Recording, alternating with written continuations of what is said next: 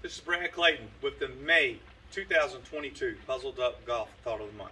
Hope everyone got through Memorial Day weekend in safe fashion, had a great time, but also, hopefully more importantly than anything, took the time to remember those who have fallen and honor those who have sacrificed and taken the ultimate sacrifice in the last full measure.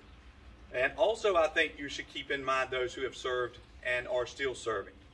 So Memorial Day weekend is more than just barbecues. It's about letting everyone know, or taking that extra moment to raise a glass, to do whatever you need to do to thank those who have literally paid the ultimate sacrifice.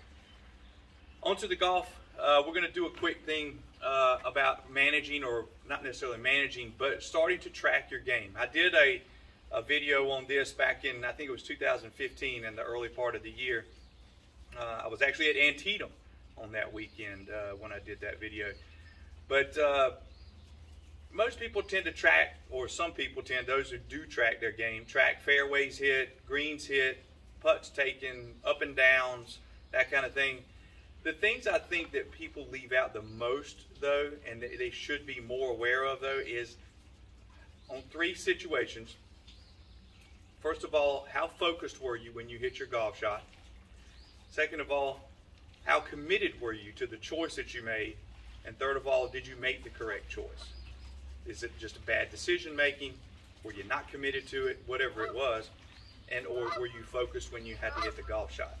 So that goes like this. Focus is, were you actually thinking about the golf shot and trying to do what you're trying to do? Number one. If you're not focused on the shot itself, your chances of hitting a good shot are probably not very good. That means you could have been thinking about what happened on the last hole, what's to come, what happened at home last night, what happened at work earlier that day, what happened with your kids the day before, whatever it may be, but you weren't focused on that golf shot. If you're not focused on it, probably not going to have a good chance of hitting a good golf shot. Number two, were you committed to what you were trying to do? Were you indecisive? Were you not thinking that you had the right club in your hand? Were you not sure if you could actually pull the shot off? So if you had doubt in your mind and you weren't committed, probably not going to hit a very good golf shot. And then third, the decision that you decided to make. Was it the correct one? Were you trying to hit a shot that you're not capable of hitting? Were you trying to hit through the trees when you shouldn't have been trying to take a chance doing that? Did you make a bad decision trying to use the wrong club, trying to hit a flop shot instead of a bump and run? What was your decision-making process? So the first thing is, you got to make good decisions, number one. Number two, you got to commit to those decisions, right or wrong. You have to commit to them. And then you got to focus on it and actually do it. So those three things are things I think you ought to track. It takes a couple of minutes to do that after every round. You'll probably start seeing a trend as you do that, of where you may be losing strokes that you're not even aware of. Try to keep up with those three things. If you have questions about this, email brad@puzzleduckgolf.com.